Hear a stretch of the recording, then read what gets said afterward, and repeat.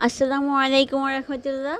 এই অত্যন্ত রৌদ্রের দিনে মানে গরমের দিনে এমন একটা ভর্তা ক্যান্টনমেন্ট স্টেশনে যখন আমরা থামা হয় তখন প্রায়ই দেখি মানে লোকেরা এরকম ভর্তা বিক্রি করে, একটা কলার ভর্তা এরকম তেঁতুল মশলা দিয়ে বানিয়ে দেয় 20 টাকা।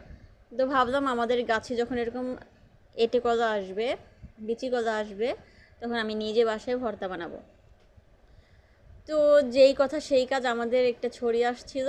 তো ওইটাতে আমাদের যখন ছড়িটা কেটেছে তখন আমি এখানে 5টা কলা ধুয়ে পরিষ্কার করে খুলে নিয়েছি। তারপর পরিষ্কার করে 3-4 বার পানি দিয়ে ধুয়ে নিয়েছি। তারপর এটা মেশিন দিয়ে, একটা এরকম মেশিন দিয়ে কুচি কুচি কুচি কুচি কুচি কুচি করে নিয়েছি। কলাটা ছিল একদম ছোট কচি ছিল, এরকম বাতি একদম বিচি পর্যন্ত হয় নাই। এর আগে আমাদের কলা মানে গাছটা ভেঙে যায়, এই জন্য এটা কেটে ফেলা আর কি। আমার এখানে সার্বিক সহযোগিতায় এবং ভর্তা বানাতে সম্পূর্ণভাবে হেল্প করেছে মারজান। মারজান ভর্তাটা মানে কুচি করার সময় আমাকে সহযোগিতা করেছে।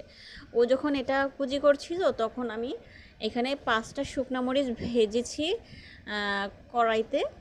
তারপরে এখানে শুকনো মরিচ দিয়েছি, লবণ দিয়েছি, 2 চামচ মারজানের রিকোয়েস্টে একটু চিনি দিয়েছি।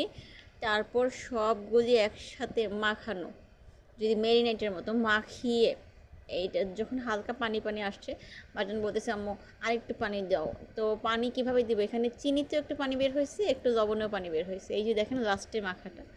পরে একসাথে এরকম মেখে আমরা 5 জনে খাই।